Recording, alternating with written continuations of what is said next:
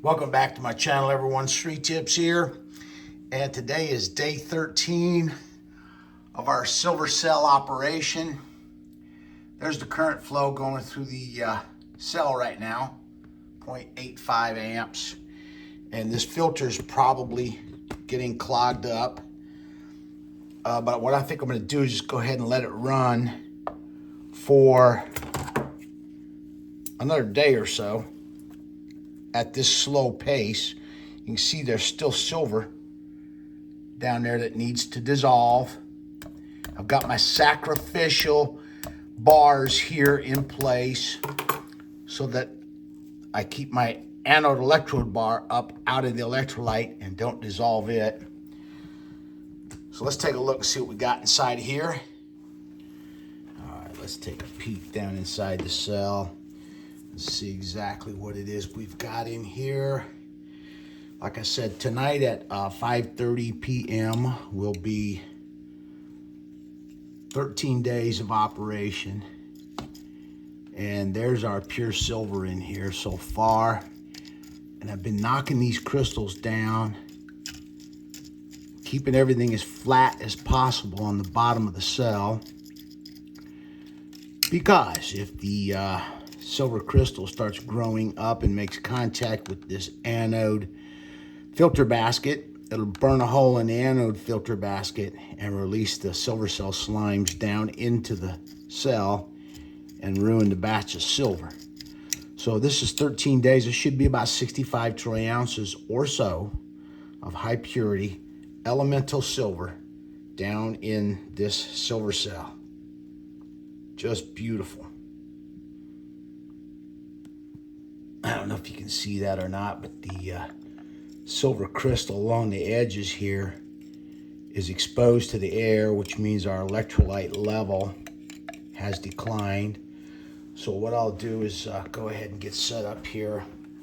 And I've got some spare electrolyte made that I keep handy just for this purpose. It's in this beaker over here. And what we'll do is reach down in here with a dropper, transfer pipette, draw some of this electrolyte up, and replenish the level in our cell. This electrolyte is silver nitrate electrolyte. It's just pure silver dissolved in a minimal amount of nitric acid. And it forms silver nitrate, and that's what we use for the electrolyte. It's conductive, so it allows the current flow to complete a circuit through the cell, because the bottom of the anode filter basket makes contact with the electrolyte and is suspended into the bottom of the electrolyte, and then the current flow through the cell dissolves the impure silver shot up here in the anode basket, and then those silver ions travel down through the filter, through the electrolyte, and they plate out as high purity elemental silver metal on the inside of the cathode, which is a stainless steel bowl that is connected to the negative side of our power supply.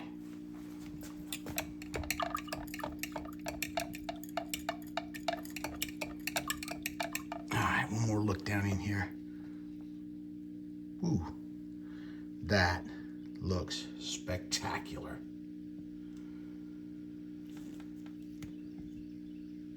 Okay, I think I'm gonna go ahead and let this thing run a couple more days at this low current flow. I could change out the filter, but I'm not gonna.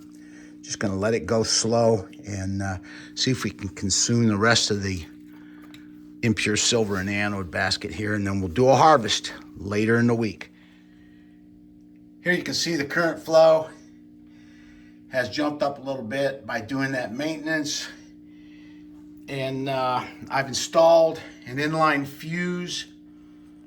I think it's a 3 amp inline fuse, automotive type, in the circuit.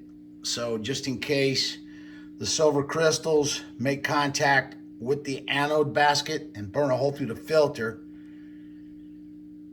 I can blow the circuit here and prevent a bunch of stuff from going down in there. Even then, what I'll probably end up doing if that happens is just harvesting the pure silver out of here and then running it back through the silver cell a second time after it's made contact. When that stuff gets down into the cell from the anode filter here, you can see it's pretty nasty, just goop looking stuff in there.